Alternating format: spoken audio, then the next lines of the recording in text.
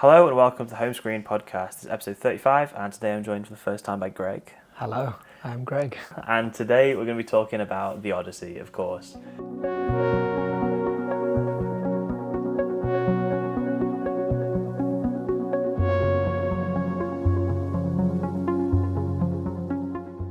I thought we'd get a little quick podcast in here, capturing our reactions. Last night there were very hype-filled reactions. We couldn't sleep, we were such a buzz, and then now we're kind of talking about it more. I thought it'd be good to actually sit down and just waffle and just chat about it for a little bit. Yeah, we saw it in 70mm IMAX last night, I guess, which is kind of opening night, and it was incredible. I loved it. Yeah, I couldn't agree more. I wouldn't have been able to speak about it so casually last night.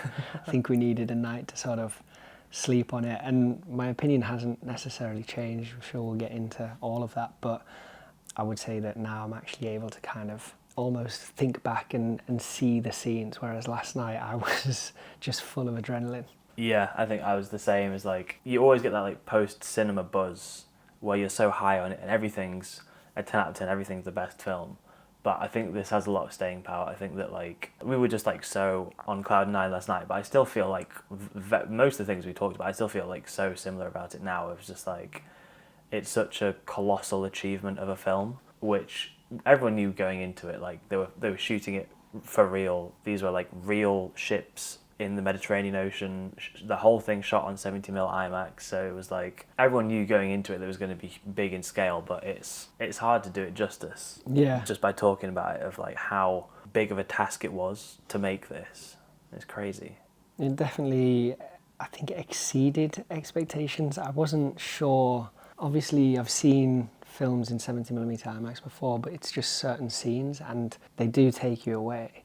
But to actually have the aspect ratio be the same for the entire movie, there is nothing quite like what we saw last night. I don't think I've ever felt so immersed in a picture before. Yeah, and the fact that it was the full IMAX the whole time, and we were sat essentially on the back row, was just your whole peripheral vision was the screen, and it was the sweet spot because you weren't even having to look around. I mean, a little bit, but you weren't having to break your neck and look around the screen as much. We had the full thing was you really felt like you were in it. Yeah, and I also think I said to you last night that on a wider crop of the film, I would say that some of the motions when you're on the ship, I don't know how well they'll translate. I'm sure it'll be fine if that's the only way that you see the film, but yeah. Seeing it in 70mm first and then going to see it in sort of a normal cinema aspect ratio, I wonder if you'll feel the same sense of danger, the sense of the scale, because I think that, like you were saying about how impressive it is that they filmed it practically, you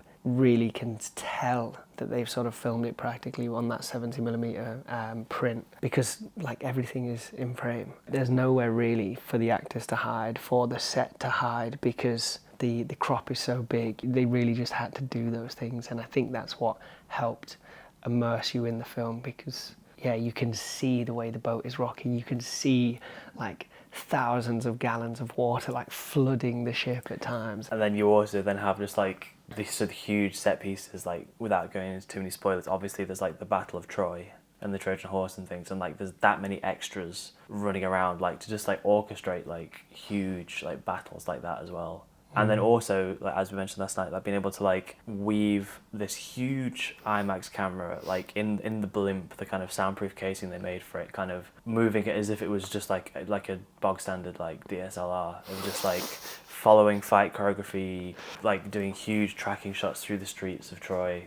It's crazy how they managed to make it look like it did, and even just on the boat stuff, having an IMAX camera in the waves in following stuff. I hope it was in a waterproof case. Yeah. Honestly, it was. When you showed me the pictures of the camera in its sort of shell that they'd created, I couldn't believe sort of how big it was, and having to sort of move around a set like you say. I think the choreography probably needs to get a bit more plaudits than it will do, because sort of just structuring a scene like that and being able to move the camera around a scene is quite dangerous, really. Oh yeah. Yeah, and to be on a boat that is just getting battered by the sea, I honestly, it's a miracle that it worked.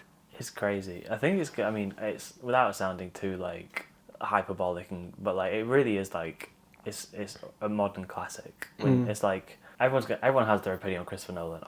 We both love him, but I think like this is surely up there with things like Lawrence of Arabia and like the big cinematic epics in terms of like what it spans, what it accomplishes, and it's kind of like a cinematic landmark. And Oppenheimer was to some extent as well, but I really think that this is Nolan's most accessible film. Mm-hmm. Obviously, it is a 15, and there are bits of horror in it which we could talk about as well. But I think it is like it's very straightforward, and there are different timelines to some extent, but it's like you're just watching this massive story unfold. So I do think it's going to be, you know, one of the staples of cinema moving forward. It's going to be taught in film schools and film degrees, things like that. And I think as well, it's, you know, as you said, we both like Nolan's films, which means to some extent we enjoy his sort of orchestration of time and how he kind of likes to mess around with it. I think this is one of his most palatable films in terms of you're sort of not necessarily needed to like think too hard, let's say, at least with sort of like time or other properties that he's known for. Like you kind of just watch the film play out and it's fairly linear. Oh yeah. Without spoiling anything, it's fairly linear. And I think that for audiences that, you know, will have heard about the buzz of this movie just through the hype, will see it, and I think this will be sort of an instant classic in a way. Yeah. God, there's so much you can say about it. The score is just so incredible, especially seeing it in IMAX. Like with the sound mix from IMAX is so loud, not like overbearingly, but it's so like booming. And the scenes where it's just like picking up tempo as it goes on, it really feels like it's like driving the adrenaline up. It's such an impressive score. I think as well what really I noticed sort of the first time you hit the ocean was the score would kick in, and the bass is so loud. Like I was wearing pants and I could feel the legs of my pants sort of moving from the bass, and it kind of felt like I was, you know, on the boat being like blasted by the wind. I really did like have that feeling at one point where I was like, this is like, it's like I've just been transported there. It was sensational. It's it's the most immersive cinematic experience you can have. Yeah. And like other IMAX integrates the full frame, the full 70 occasionally, and like Sinners and things has been shot on 70 to some extent, but like having the aspect ratio never change and you're always in the fullness that it can be it's so immersive.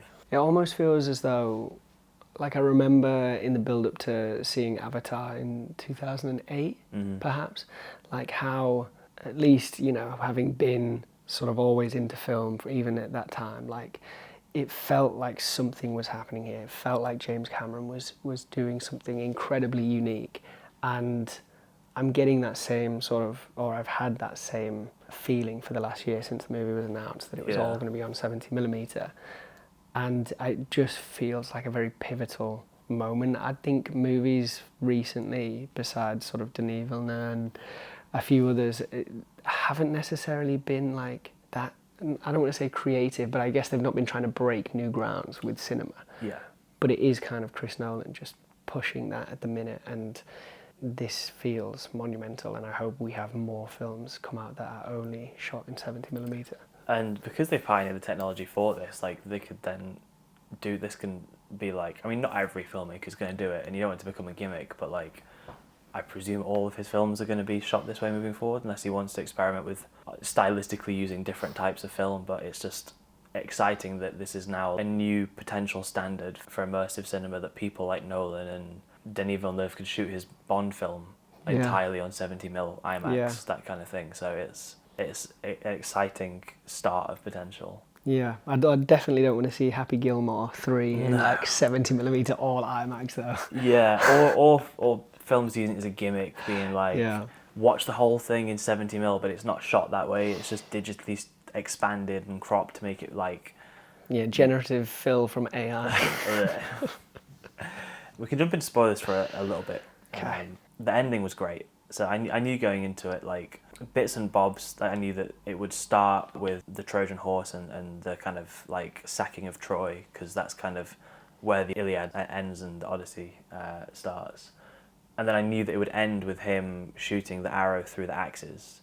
And then I just knew that then there was like little, like essentially misadventures on the way. I knew there'd be a Cyclops. I saw something on Twitter saying that Cersei's scene is really impressive, but I didn't know any context going into it. Yeah, it just covers so much. Yeah, I think we sort of spoke last night about how it's sort of, you know, in between those two moments, so like the ending scene with the bow and the axe and the start of the film, you kind of just have them going somewhere, it not working out, going somewhere, it not working out. However, the scenes were shot, were so entirely different.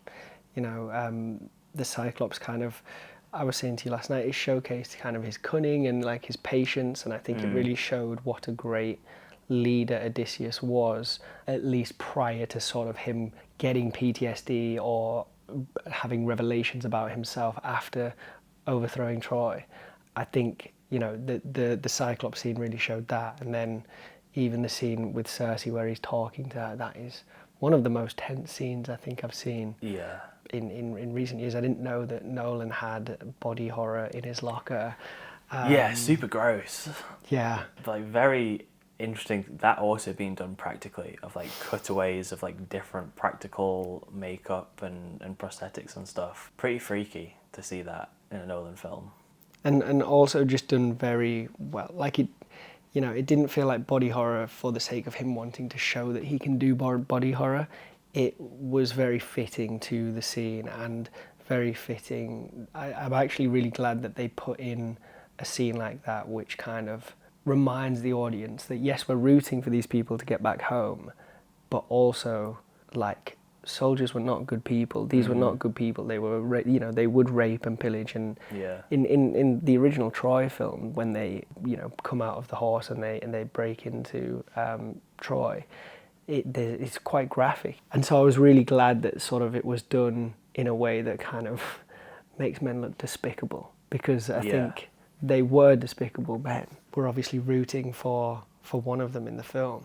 Yeah, I think that the way that, I guess the theme of defying the gods, breaking Zeus's law, and the arc that Odysseus goes on of realizing it's not just defying the gods as like bad stigma and that's kind of like superstition, that really is like that he is the culprit of like breaking Zeus's law in terms of like betraying the hospitality, and the realization, I mean obviously big spoilers, that the realization that they were the invaders from across the sea that they were worrying about, that kind of thing. It's such a like a well done subtle arc, and some people will say that Nolan really hammers his themes hard at the end to make sure that everyone's on the same page, that this should be the takeaway. But I think that it wasn't too heavy-handed. It was a gradual, you can see him come to realize his wrongs, and it does come to this climax at the end where you can see his guilt for it with the scene of Athena, which was shot and edited incredibly. But I think it was a natural arc and really moving. It was a really moving ending. Yeah, it definitely was. I think I wasn't sure about him sort of holding himself accountable at all until sort of 3/4 of the way through the movie, maybe the scenes with Calypso where he starts to remember things that happened. I actually think it's really good that we saw that on screen. I think his humility by the end of it was what made me still be able to root for this character in a way. Because I guess when he left for the war, he was just like a loyal general to Agamemnon and didn't really question it. Yeah, didn't question that he, you know, that he sacrificed his own daughter for the cause. Yeah. You know, that scene was powerful. And Lupita Nyong'o, her character Helen of Troy, I thought that was also a very powerful scene, because I suppose that is, you know, if your husband had sacrificed your daughter for this war. Yeah, like, just to take this one city. I mean, I guess it was influential at the time, but just all for this one battle, and to camp on a beach outside a city for 10 years just for this one like grab for power. Yeah, I mean, it's completely justified her actions. And the whole ensemble cast was like great. Like, we haven't really talked much about performances, but I think Matt Damon was incredible. I think this is the best performance I've seen him do. I think he's such a range. Yeah, the scene with the Song of the Sirens. Yeah. I mean, I know it's just a guy screaming to a post, but he did it very, very well. Very convincingly. very convincingly. I thought also, I mean, Nolan's done it quite a few times before where he's played with sound. I mean, the Oppenheimer bomb explosion or the test, going off. And here where they put the wax in their ears, I think, the three people next to me, like I enjoyed it, but the three people next to me were losing their mind. They were like, they were really sort of psyched by the fact that they put the wax in and then the speakers had the like, left side. yeah. And even the fact that that actor, so the actor that did get convinced by, I'm going to call them mermaids, he was actually like just jumping into the Mediterranean and apparently was quite psyched that he got to be the one that like jumps into the ocean and like swims after them. And I think as well, all those, so because it was done practically, those women on the rocks were all like stunt women. Oh, right. Because they were the only ones capable of actually getting out to the rocks to swim out, to wait there. To be there and like be in the scene. I think you mentioned that you knew about the Cyclops and you knew sort of about the different beats, Circe as well. And I honestly didn't know anything going into it. So then when this like 30-foot tall Cyclops appears, and I'm like, oh, like we're in for that kind of movie. Yeah. And I had the same feeling when they avoided the whirlpool and they sort of went through this pass, and there was this almost like this mind flayer Stranger Things thing attacking them, taking 6 of them away. Yeah, like I just wasn't prepared for that kind of movie, but I'm so happy that it happened. And it blends genres so well. I mean, it's not distinctly like this island is this genre, this island is this, but there's like action, there's thriller, there's horror, and then you get the more intimate like romance and drama. And I guess that is kind of, I don't know, like the Odyssey is like these 15, 16 stops around the Mediterranean on its way home, but I think it is like a really mindful approach to kind of blend it all and not have it all just be this one beat of they get somewhere, they're chased away. There is still like nuance in it. And the Cyclops thing, apart from like, it's kind of, it felt very Guillermo del Toro. And even though it was kind of like grotesque and practical, there was also like a fair bit of comedy in it as well. Yeah. They see the cheese and having to disguise as sheep to get out, and then him shooting him in the eye one more time. Yeah, but also kind of that was when you realise sort of not the superstitions, but I suppose the respect that the rest of the crew had for the god. Yeah. They were questioning why he had to shoot it again in the eye, and I think that was one thing that I wasn't sure if I'd be able to sort of, I don't want to say get behind, but I suppose what I'm trying to say is they really executed perfectly like how important the gods were. Like I don't, you didn't see a single god on screen really apart from Athena, and that was more a vision. But I think you really felt the presence of the gods, whether that be like sort of the thunder or like omens happening when certain people said things. I think Tom Holland's character said something at one point and then thunder struck down. And I think they did a really good job of kind of making you feel a presence of the gods, which I think is obviously important in a film about Greek mythology. Yeah. But yeah, thanks for joining. Thanks for chatting about the film. Thank you for having me. It's a pleasure. What an experience. 1,000 out of 10. Yeah, it's pretty undeniable. It's really up there. And as time goes on, people will start slotting it into their Nolan rankings, and it's just so hard to compare to the rest of things. But at the moment, it's so like 10 out of 10, 5 stars. Love it. Thanks for listening to this episode of the Home Screen Podcast. If you enjoyed the episode, check out our social medias, give us a follow, and stay tuned for the next episode.